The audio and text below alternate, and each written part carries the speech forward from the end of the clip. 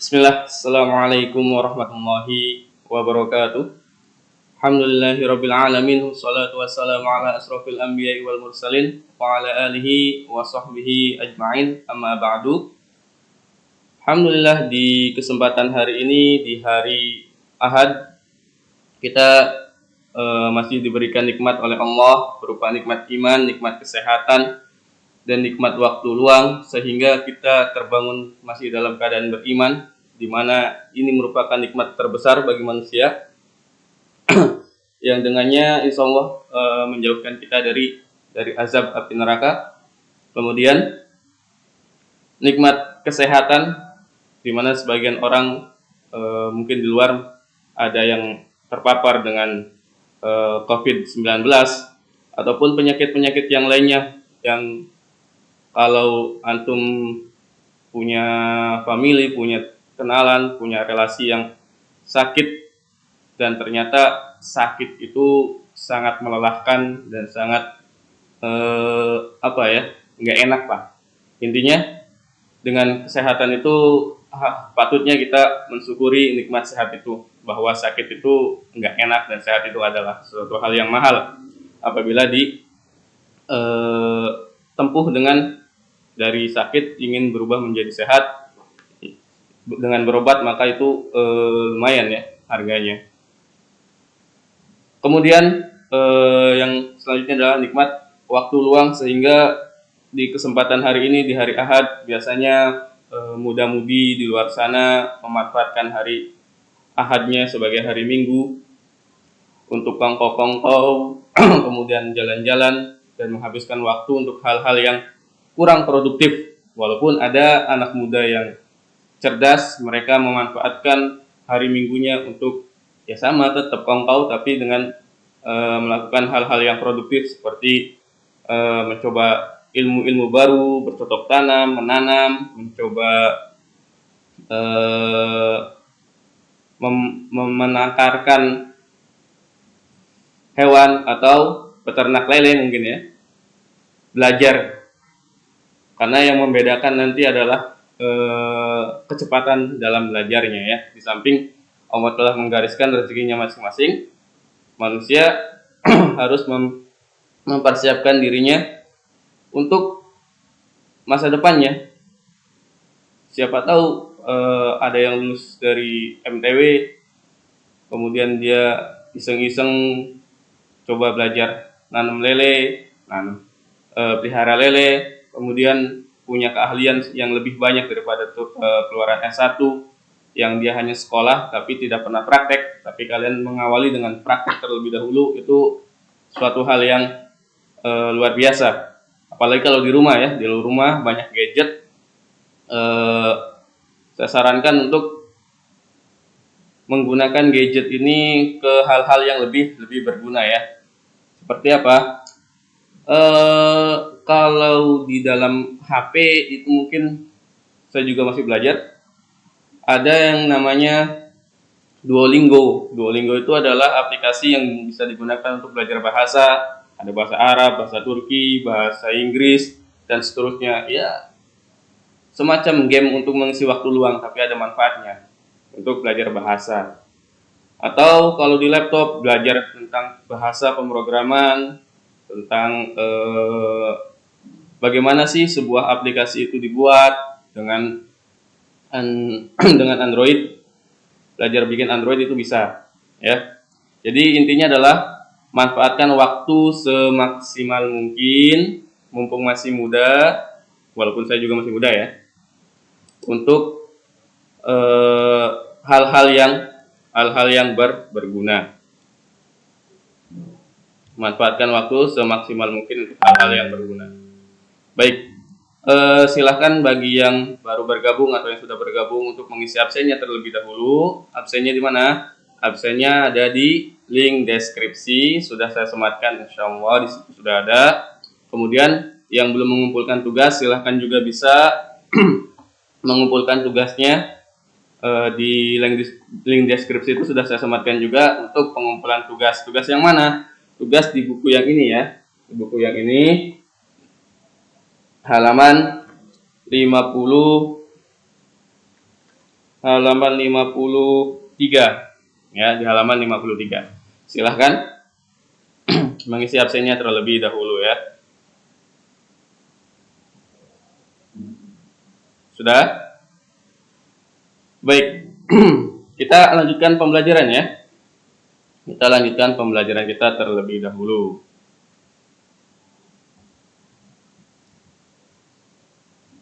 Baik, kita lanjutkan pembelajaran kita terlebih dahulu. Nanti kalau ada pertanyaan bisa ya. Baik. Terakhir kemarin kita tentang macam-macam gaya otot ya. Macam-macam gaya. Dimana di dalam buku juga ada gaya itu. Ada gaya otot, gaya pegas, gaya magnet, gaya mesin, gaya listrik, gaya gravitasi, dan gaya gesekan. Secara garis besar gaya itu dibagi menjadi dua, ada yang gaya sentuh, ada yang gaya tidak sentuh. Kalau gaya pegas, gaya otot, gaya gesek itu gaya yang timbul karena ada sentuhan ya, atau dia dalam penerapannya akan mengalami sentuhan. Gaya pegas. Sedangkan yang kedua adalah gaya yang tidak mengalami sentuhan seperti gaya magnet. Gaya magnet itu dia bergerak ketika tidak didekatkan saja, tidak bersentuhan ya.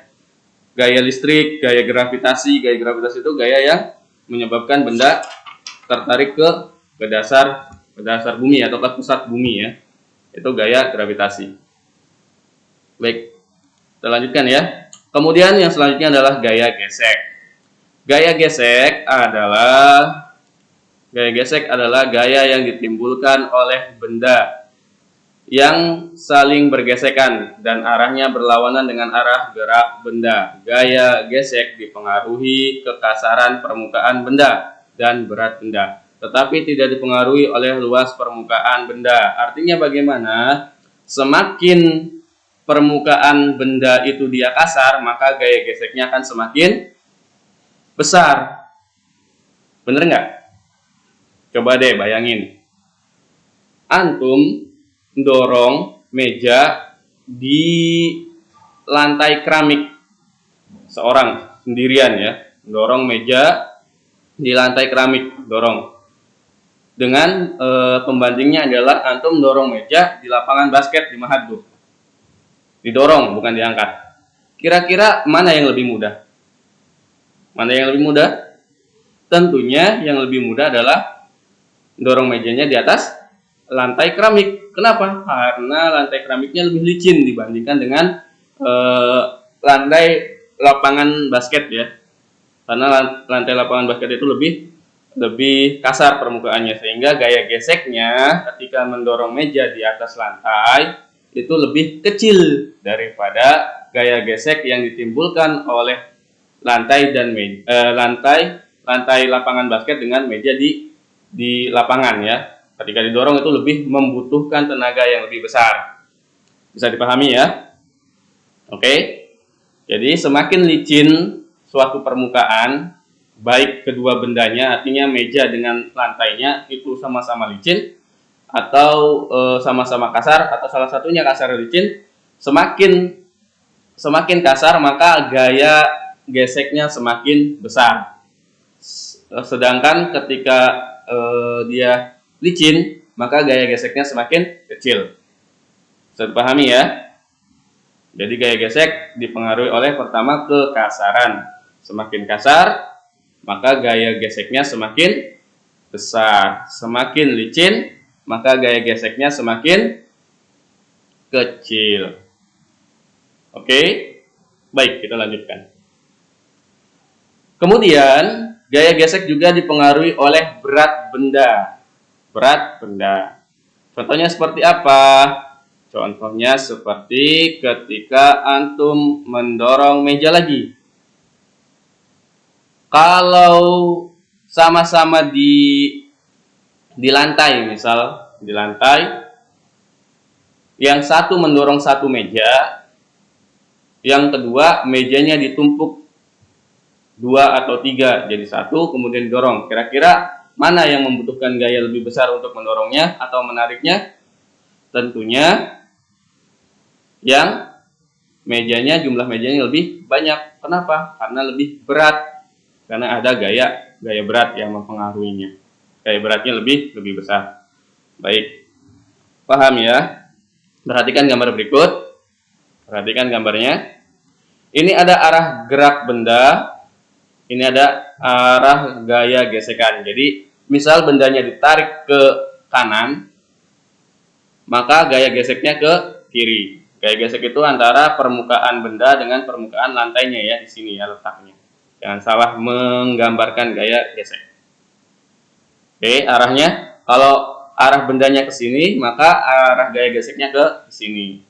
Kalau ditariknya ke sini, maka gaya geseknya ini benda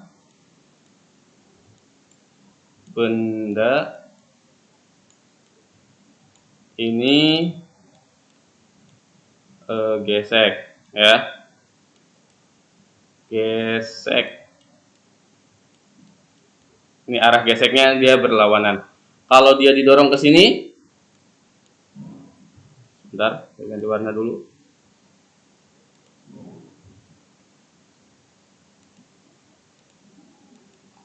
Kalau dia didorong, misal warna kuning.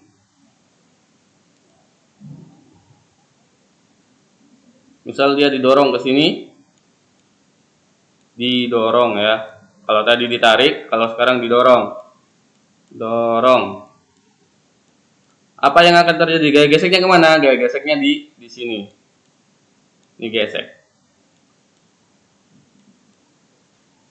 Paham sampai di sini ya? Kalau ada pertanyaan di live chat ya. Jadi arah gaya dorongnya dia ke kanan, maka arah geseknya ke kiri. Ya, begini.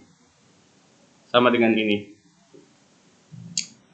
Intinya gaya gesek itu arahnya selalu berlawanan dari arah gaya bendanya. Baik, kita lanjutkan. Gaya gesek itu dikelompokkan atau dibagi menjadi dua, yaitu gaya gesek statis dan gaya gesek kinetis. Gaya gesek yang terjadi pada saat benda belum bergerak disebut dengan gaya gesek statis. Sedang gaya gesek yang terjadi setelah benda bergerak disebut gaya gesek kinetis. Jadi perbedaannya di mana? Ketika benda bergerak atau belum bergerak. Ya.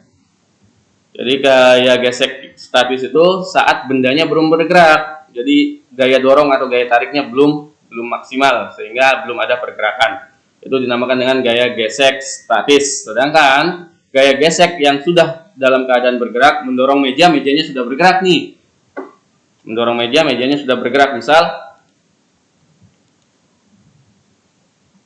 dia sudah sebentar. Ini misal lantainya, ini mejanya. Ketika belum bergerak, ini dinamakan dengan gaya F kecil ya. Fs statis. Fss itu F-nya F kecil. Gaya gesek statis. Sedangkan ketika bendanya dia bergerak, ini sudah bergerak misal. Nah, misal sudah bergerak arahnya ke sini. Ketika sedang bergerak, maka di sini ini ada namanya gaya F kecil gesek kinetis. Jadi gaya gesek itu dinotasikan dengan gaya gesek itu dilambangkan dengan F kecil. Kalau S berarti statis, kalau K berarti kinetis. Jadi dilambangkannya dia gaya gesek itu F kecil. Ya. Jadi pada saat balok kayu yang ditarik belum bergerak, gaya gesek yang timbul adalah gaya gesek statis atau F kecil S. Bentar. F S. Ini kelebihan ya. Setelah balok kayu bergerak antara balok kayu dengan permukaan meja, lantai dan kaca atau kaca tetap ada gaya gesek. Gaya gesek ini disebut dengan gaya gesek kinetis atau F kecil A. Ya, baik. Kita lanjutkan. Gaya gesek itu ada yang menguntungkan dan ada yang merugikan. Gaya gesek itu ada yang menguntungkan, ada yang merugikan ya. Ini ada gaya gesek yang menguntungkan. Contohnya seperti apa? Pada alas kaki sepatu dan sandal yang dibuat dari bahan karet dan sejenisnya dan bentuknya dibuat sedemikian rupa sehingga jika dipakai akan menahan pemakainya untuk tidak terpeleset. Makanya sepatu itu biasanya dia ada gerigi-geriginya ya. Ada bentuk-bentuknya, ada pola-polanya itu beda-beda ya. Itu supaya tidak slip, tidak licin apabila tidak jatuh ketika di lantai yang licin. Contoh yang selanjutnya yang menguntungkan adalah ban mobil, ban sepeda dan ban sepeda motor dibuat dari bahan karet juga dan bentuknya didesain sedemikian rupa sehingga akan memperbesar gaya gesek antara ban dengan jalan raya yang juga didesain dengan kasar ya. Kenapa? Supaya gaya geseknya lebih besar. Kenapa sih kok harus gaya geseknya lebih besar? Supaya tidak licin, supaya tidak mudah terpeleset. Kalau mobil itu kalau bannya sudah halus, sudah gundul, maka membahayakan bagi penumpangnya ya, bagi supir dan penumpangnya. Siapa tahu jalannya habis hujan, itu dia akan lebih licin daripada mobil yang lebih bergerigi. Demikian juga ketika mobil off-road ya. Mobil off-road, kendaraan-kendaraan off-road itu umumnya dia bannya lebih bergerigi dibandingkan dengan ban yang on-road. Ban yang on-road. Kenapa? Supaya bisa lebih mencengkram medianya, tanahnya atau jalannya. Itu salah satu keuntungan dari adanya gaya gesek. Kemudian gaya gesek juga ada yang merugikan sehingga harus dihilangkan. Contohnya pada apa? Pada penggunaan gir roda dan rantai pada sepeda motor yang sering bergesekan dapat menyebabkan aus atau rusak. Sepeda itu atau gir motor biasanya dia lama-kelamaan girnya akan aus ya atau rusak sehingga nanti ya menyebabkan slip juga sehingga motor itu tidak berjalan dengan sebagaimana mestinya.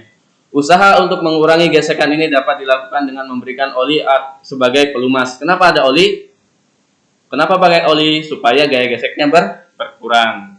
Kok bisa? Ya iya, sama seperti tadi. Kalau mobil bannya masih baru, geriginya banyak, ternyata di jalan ada tumpahan oli, tetap saja jadinya dia licin dan rawan untuk jatuh. Ya. Kemudian kereta api cepat berjalan di atas rel magnetis. Rel model ini dibuat dengan tujuan untuk menghilangkan gaya gesek antara kereta dengan rel ya. Relnya rel magnetis. Jadi semacam ngambang gitu ya. Supaya mengurangi gaya gesekan. Baik, lanjutkan. Gaya dan percepatan. Percepatan ialah bertambahnya kelajuan tiap sekon. Ini sudah ya pelajaran sebelum PDS. Percepatan ialah bertambahnya kelajuan tiap sekon. Itu yang dinamakan dengan percepatan atau dinotasikan dengan A ya, nanti ada A, akselerasi. Kemudian ada perlambatan, ialah berkurangnya kelajuan tiap sekon. Sama. Kalau percepatan itu dia bernilai positif, dinamakan percepatan. Kalau perlambatan itu percepatan yang bernilai negatif atau berkurangnya kelajuan tiap sekon. Percepatan yang dialami suatu benda akibat kerja suatu gaya. Jika arah gaya searah gerak benda akan terjadi percepatan. Jika arah berlawanan dengan arah gerak benda maka terjadi perlambatan. Seperti apa sih? Nanti kita lanjutkan penjelasannya. Oh, nggak ada. Baik. Saya gambarkan ya. Percepatan adalah bertambahnya kelajuan tiap sekon. Ini sudah. Percepatan yang dialami suatu benda akibat kerja suatu gaya. Jadi percepatan ya, coba buka di halaman 50 Halaman 57. Misal, kalau di halaman 57 itu dicontohkan dengan bola ya. Ini ada bola, anggap saja bulat ya. Percepatan yang dialami suatu benda akibat kerja suatu gaya ternyata ditendang oleh, anggap saja bagus gambarnya, bolanya. Ditendang. Bolanya yang tadinya dia diam atau bolanya yang tadinya cuma menggelinding saja ketika ditendang, maka dia dengan kecepatan tinggi menuju gawang. Perubahan kecepatan ini dikarenakan adanya tendangan dari Ahmad. Kita misal Ahmad saja ya. Perubahan kecepatan bola ini disebabkan karena tendangan dari Ahmad. Percepatan yang dialami suatu benda akibat kerja suatu gaya. Ini gayanya maksudnya. Kemudian jika arah gaya searah gerak benda akan terjadi percepatan. Wah, misal begini. Kalau mungkin ada pemain profesional lagi di sini. Ini misal Ali melakukan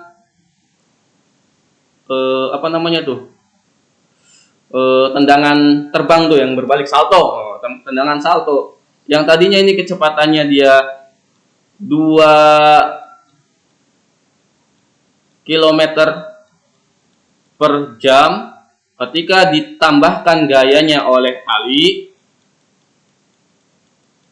dia kecepatan bolanya nambah cepat lagi menjadi 3 km per jam. Ya, karena tadi bolanya hanya menggelinding ditendang Ahmad dengan kecepatan 2 km per jam. Di sininya ada Ali, ada rekannya, ditambah lagi kecepatannya, ditendang lagi dengan tendangan salto ya. Jadi kecepatannya 3 km per jam. Ini berarti jika arah gayanya searah dengan gerak benda akan terjadi percepatan. Jadi nambah percepatannya. Lalu bagaimana ketika berlawanan? Ternyata di sini ada kipernya. Kipernya juga dia menendang, bukan kiper ya, back ya. Ada backnya. Backnya menendang bola ini dengan gaya yang berlawanan arahnya.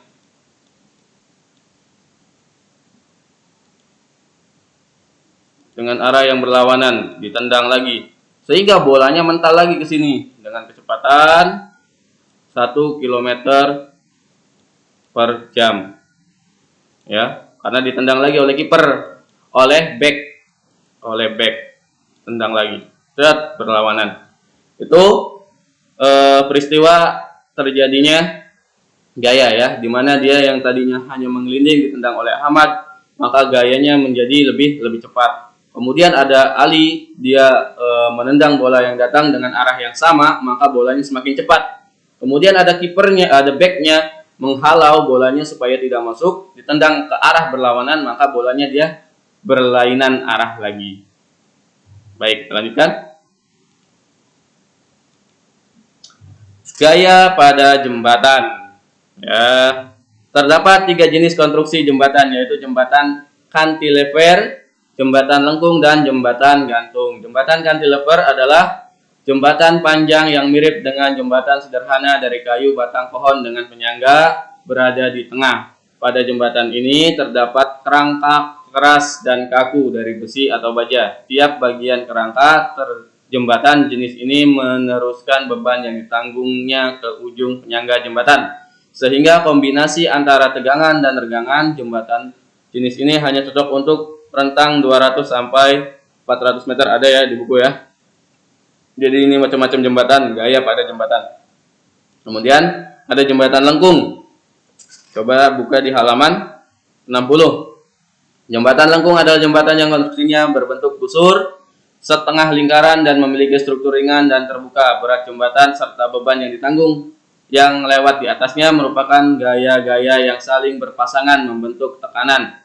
Karena itulah selain menggunakan baja, jembatan jenis ini dapat menggunakan batuan-batuan sebagai bahan pembangunannya. rentang maksimum yang dapat dicapai adalah 900 meter. Ada di buku ya. Kita lanjutkan. Jembatan gantung adalah jembatan yang dalam konstruksinya menggunakan kabel-kabel baja sebagai penggantung yang terentang di antara menara-menara. Setiap ujung kabel penggantung ditanam pada jangkar yang tertanam pada tepi sungai. Gaya tekan diteruskan oleh menara penyangga ke tanah. Jembatan ini dapat dibuat dengan panjang 1780 meter. Ya, kita lanjut saja ini mah. Kemudian ini yang penting, massa dan berat benda. Massa dan berat benda. Jadi perlu dibedakan antara massa dan berat ya. Jadi kalau antum disuruh oleh Umi, oleh Abi, nak tolong belikan gula.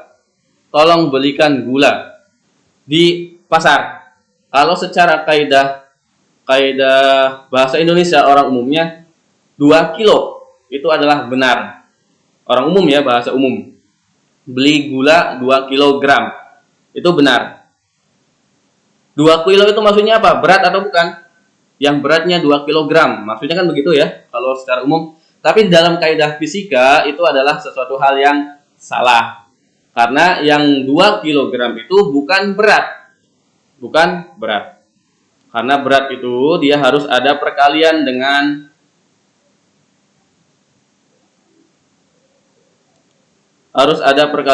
massa. Kalau berat itu dia harus ada perkalian dengan massa. Sedangkan berat itu hasil perkalian massa dengan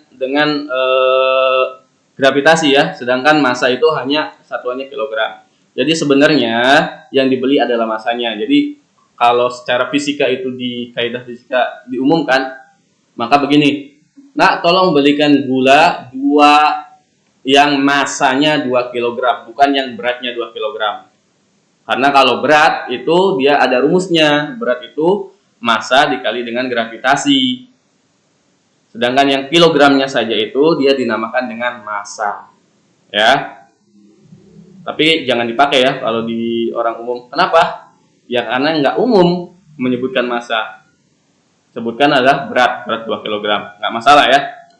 Tapi harus tahu perbedaan antara massa dengan berat. Kalau massa itu adalah ya beratnya itu, massanya itu, karena berat itu dia dikalikan dengan gravitasi. Kalau massa tidak dikalikan dengan gravitasi. Besaran yang merupakan nilai perbandingan antara berat dan massa disebut dengan percepatan gravitasi atau G. G sama dengan W dibagi M atau M sama dengan M dikali G. M dikali G, di mana G adalah percepatan gravitasi, satuannya Newton per kilogram atau meter per sekon kuadrat. M adalah massa benda, satuannya kilogram. W adalah berat benda.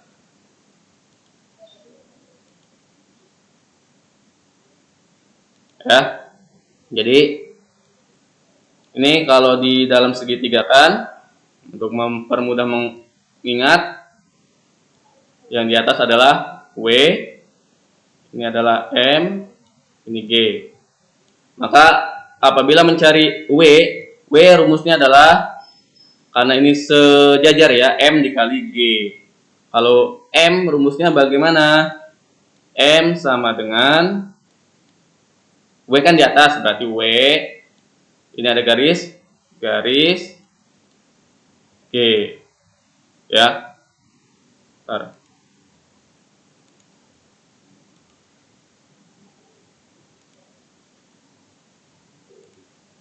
Ini G.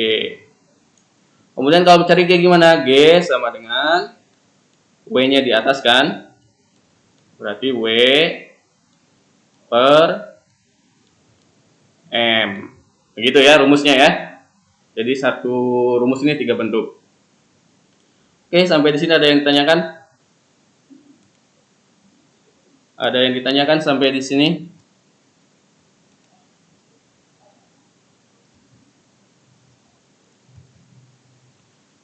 Nggak ada? Ada yang ditanyakan?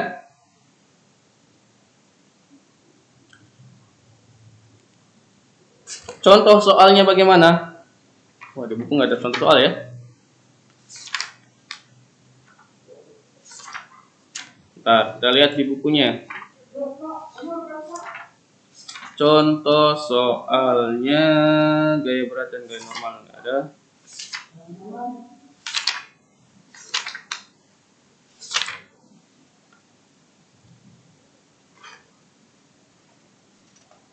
Ya, kita lanjutkan terlebih dahulu. Sampai di sini ada yang tanyakan? Baik, kalau tidak ada, ada? Nggak ada ya? Baik. Kalau tidak ada, kita lanjutkan ke selanjutnya. Selanjutnya, yaitu hukum Newton. Hukum Newton itu ada 3, ditemukan oleh seorang fisikawan Inggris bernama Sir Isaac Newton, seorang non-Islam. Sayang sekali, karena non-Islam ya. Semoga di antara kalian ada ilmuwan Muslim yang bisa menemukan dan namanya tercatat, walaupun di ilmu-ilmu umum ya, supaya kita ilmu kiblatnya masa ilmu agama oke. Kita tidak ada keraguan, kita ambil dari para sahabat, tabi'in dan tabi'ut tabi'in, semuanya dari sana, dari ulama-ulama kita. Tidak ada yang ambil dari orang-orang barat ya. Tapi sayang sekali, ilmu-ilmu umum kita diambilnya dari orang-orang barat. Hingga di dalam pembelajaran kita di Indonesia masih mempelajari tentang teori Darwin ya. Oke, at least kita lanjutkan saja. Hukum Newton itu ada 3, ada hukum Newton 1, ada hukum Newton 2, ada hukum Newton 3. Kalau tidak salah sudah pernah saya sebutkan ya, hukum Newton 1 itu hukum kelembaman, hukum Newton kedua itu dia di mana gaya itu sama dengan massa dikali dengan percepatannya. Hukum Newton ketiga itu adalah resultan gaya. Dia akan sama tapi arahnya berlawanan. Baik, kita lanjutkan ya. Hukum Newton 1. Bila resultan gaya-gaya yang bekerja pada benda adalah 0 atau tidak ada benda yang bekerja pada benda itu akan diam atau tidak bergerak atau akan bergerak lurus beraturan selamanya, atau disebut juga dengan hukum kelembaman.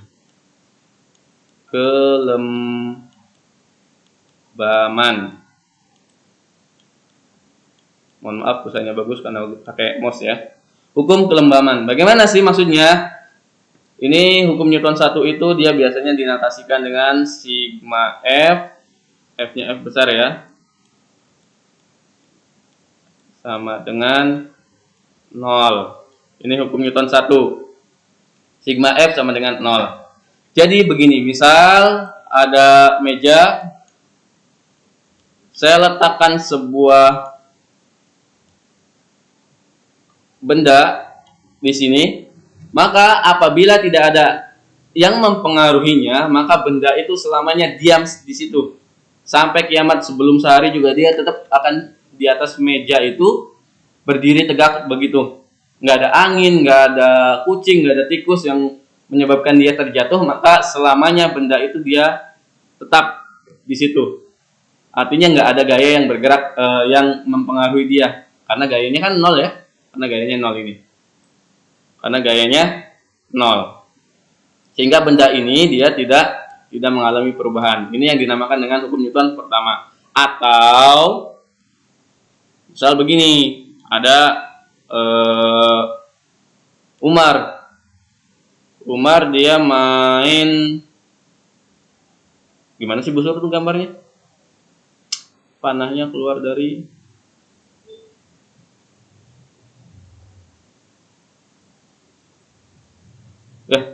pokoknya gitulah. Ini misal panah ya. Panah dilepaskan dari busurnya, maka apabila tidak ada angin, tidak ada gaya gravitasi, tidak ada apapun, misal ini bergerak dengan 2 km per jam, maka selamanya dia akan bergerak secepat 2 km per jam selamanya. Kalau tidak ada angin, tidak ada gaya gravitasi, tidak ada apapun yang mempengaruhi dia, maka busur ini dia busur. Anak panah ini dia akan terus bergerak secepat 2 km per jam selamanya. Itu bunyi hukum Newton pertama. Atau sering dinotasikan dengan sigma F sama dengan 0 ya. Baik, kita lanjutkan. Selanjutnya adalah hukum 2 Newton. Hukum 2 Newton adalah bunyinya percepatan suatu benda berbanding lurus dengan gaya yang bekerja pada benda itu dan berbanding terbalik dengan massa benda itu. Arah percepatan sama dengan arah gaya itu. Nah, ini kalau dirumuskan begini ya. Percepatan suatu benda itu A, akselerasi ya. Berbanding lurus dengan gaya berarti F besar, dan berbanding terbalik itu berarti per A F per massa berarti M, A F per M.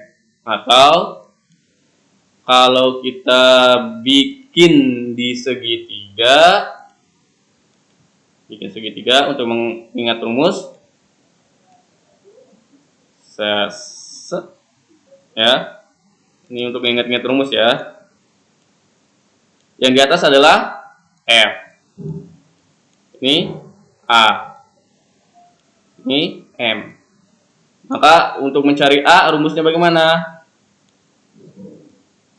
A sama dengan F-nya di atas, ada garis M. Berarti A F per M. Kalau mencari F sama dengan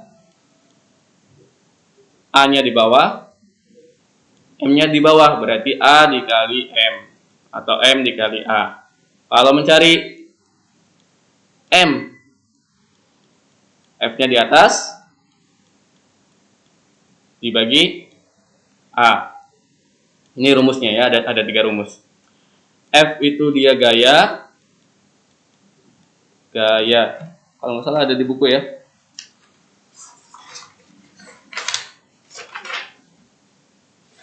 F itu gaya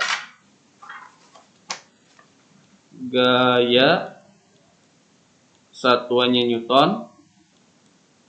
Kemudian A itu percepatan, akselerasi.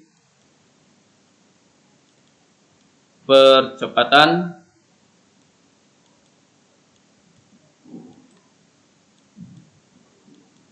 satuannya meter per sekon kuadrat. Kemudian apa lagi? M itu massa. Massa satuannya apa? Massa satuannya kilogram. Ya. Massa satuannya kilogram. Baik. Kita lanjutkan. Hukum yang terakhir, hukum Newton yang ketiga. Hukum Newton ketiga, ketika suatu benda memberikan gaya pada benda kedua juga memberikan gaya pada benda yang sama besar, tetapi arahnya berlawanan terhadap benda yang pertama.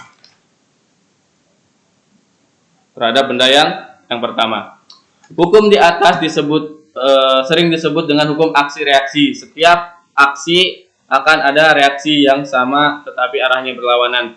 Perlu ditekankan bahwa gaya aksi dan gaya reaksi bekerja pada benda yang berbeda. Misal begini, ini dinding, terus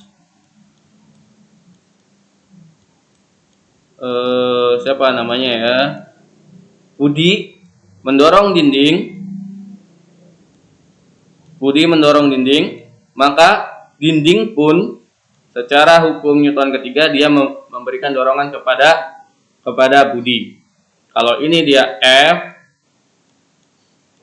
maka ini negatif F. Artinya dia arahnya berlawanan ya, negatif F. Kalau ada F, dia negatif F.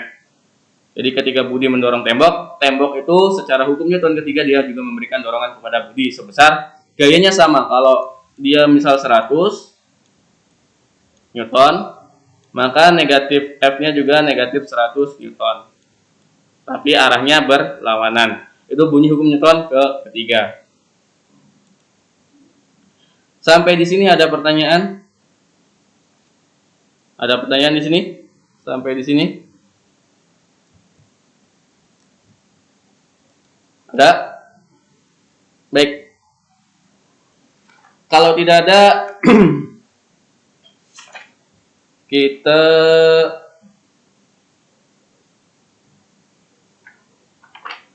satu lagi ya, tinggal gaya berat dan gaya normal. Kita lanjutkan itu untuk minggu depan. Kita selesaikan. Silahkan pelajari, kerjakan contoh soal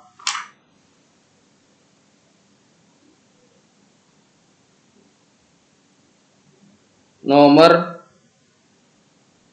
25 sampai halaman 75 ya. Kerjakan dulu coret-coretan, nanti minggu depan kita apabila ada yang belum jelas, belum bisa, untuk soalnya kita bahas di pertemuan ya. Oke, nomor 25 halaman 75 ya. Nomor 25 sampai nomor 31 dah. Silakan dikerjakan dulu di rumah. Minggu ini ya dikerjakan, kemudian nanti minggu depan kita bahas bareng-bareng di pertemuan online kita. Baik, sebelum saya akhiri, bagi yang belum absen silakan untuk mengisi absennya terlebih dahulu. Yang mau mengerjakan tugas silahkan, ada link untuk mengumpulkan tugasnya di situ ya, di deskripsi pada live streaming kali ini. Oke, kita tutup dengan doa kafaratul majelis. Subhanakallahumma wa bihamdika asyhadu an la ilaha illa anta astaghfiruka wa atubu ilaik. Assalamualaikum warahmatullahi wabarakatuh.